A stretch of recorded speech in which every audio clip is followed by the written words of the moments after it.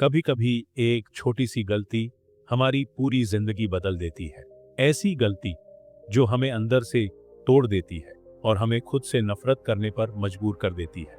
आज की ये कहानी एक ऐसे लड़के की है जिसने वही गलती की, लेकिन फिर उसने खुद को बदलकर सबको हैरान कर दिया। उस लड़के का नाम था राहुल। मध्य प्रदेश के एक छोटे से कस्बे में रहता था वो। पढ़ाई में अच्छा, शांत स्वभाव का, लेकिन अंदर से बहुत अकेला था। राहुल का परिवार छोटा था। एक बड़ा भाई और उसकी पत्नी जो राहुल की भाभी थी। माँ बाप पहले ही गुजर चुके थे। घर की सारी जिम्मेदारी भाई और भाभी पर थी।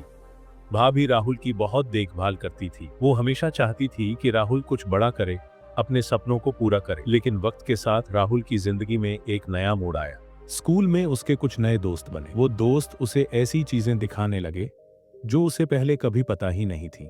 राहुल ने शुरुआत में मना किया, लेकिन धीरे धीरे उसका मन भी फिसल गया। रात में वो वही चीजें देखने लगा जो उसकी आत्मा को कमजोर कर रही थी।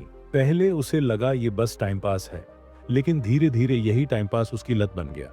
अब उसका मन किसी चीज में नहीं लगता था। पढ़ाई, परिवार, सब कुछ पीछे छूट गया। वो थका थका, खोया खोया रहने लगा। शरीर कमजोर होने लगा। आंखों के नीचे का ले घेरे, हर वक्त बेचैनी और ग्लानि।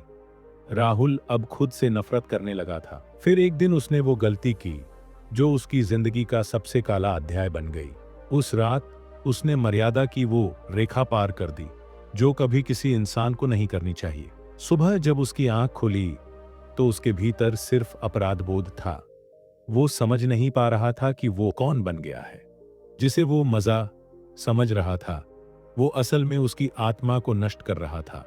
धीरे धीरे उसका शरीर, मन और आत्मा तीनों कमजोर पड़ने लगे। वो हर दिन और ज्यादा टूटता चला गया। रात में नींद नहीं आती थी, दिन में मन बेचैन रहता था। एक दिन राहुल सब छोड़कर घर से चला गया। बिना किसी को बताए वो भटकते भटकते एक आश्रम पहुंच गया। वहां एक संत मिले, शांत, सौम्य और तेजस्वी। संत ने पूछा, एक पुत्र, क्यों उदास हो? राहुल फूट फूट कर रो पड़ा। उसने सब कुछ बता दिया, अपनी गलती, अपनी लत, अपना पछतावा। संत मुस्कुराए और बोले, मनुष्य का सबसे बड़ा शत्रु उसका खुद का मन है। अगर तुम मन को जीत लो तो कोई तुम्हें नहीं हरा सकता। अप्रवीर्य का अर्थ सिर्फ शरीर की शक्ति नहीं होता, वो तुम्हारी आत्मिक शक्ति है, तुम्हारा धैर्य, तुम्हारा तेज।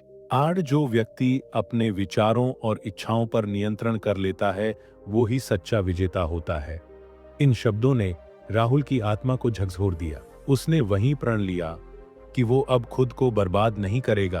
अब वो ब्रह्मचर्य अपनाएगा, अपने मन को मजबूत बनाएगा। धीरे धीरे राहुल बदलने लगा।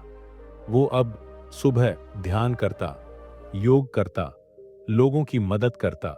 समय के साथ उसने अपनी खोई हुई ऊर्जा वापस पाली। वो आश्रम में सबसे अनुशासित व्यक्ति बन गया। कुछ सालों बाद वही राहुल लोगों को प्रेरणा देने लगा। वो दूसरों को सिखाने लगा कि असली सुख शरीर में नहीं, मन की शांति में है। और एक दिन वही संत मुस्कुराकर बोले, अब तुम तैयार हो पुत्र।